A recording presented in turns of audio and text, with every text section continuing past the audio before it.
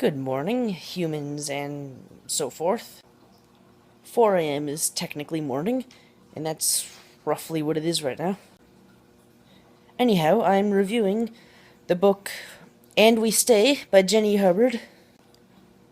I almost had a chance to meet Miss Hubbard a week or two back, and, well, something came up at the last minute. I don't remember what it was, but unfortunately I was unable to meet her.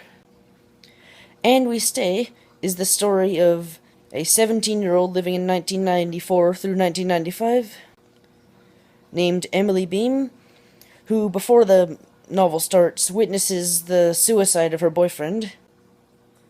It's implied that she is subsequently committed for the disorders caused by whatever trauma must have followed that event.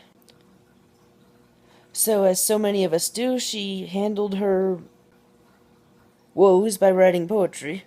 What separates her from many of us is that she's a very good poet. This is Jenny Hubbard's second novel.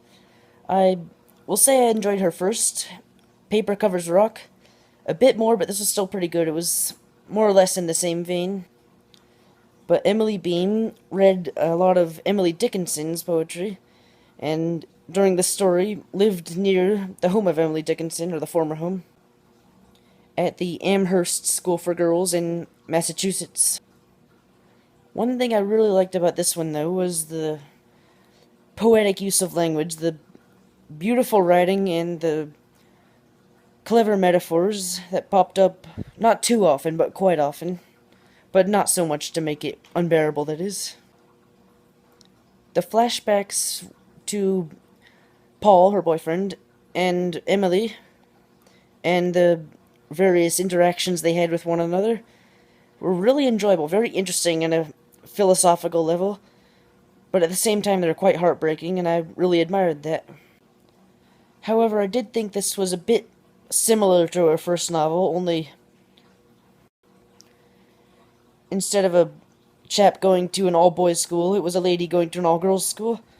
Instead of Moby Dick, it was Emily Dickinson, and I don't know, there are a few similarities there. They'd both witnessed a death, and had both had to deal with the guilt after that.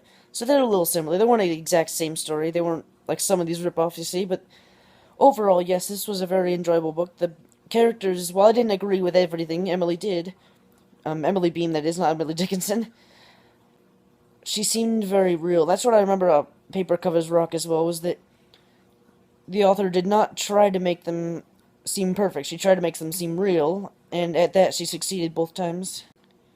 And of course the setting was beautiful. It was around January 1995, I think, is when the book took place, and a little after that as well.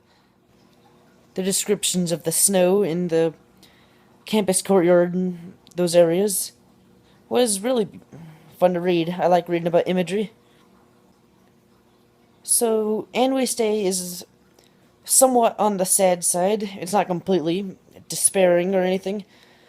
But, yes, I would recommend it to